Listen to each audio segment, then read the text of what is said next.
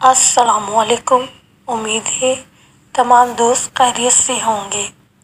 ہم پروردگار عالم کی بارگاہ میں دعا کرتے ہیں کہ بار الہ سب کو اپنے حفظ و امان میں رکھ۔ دوستوں، اگر آپ کو میری ویڈیو اچھی لگتی ہے تو میرے چینل کو لائک کیجیے، سبسکرائب کیجیے، شیئر کیجیے۔ دوستوں، میرا نام ہے علم کا شہر ٹی وی اور میں آپ کو بہت اچھی معلومات دیتی ہوں۔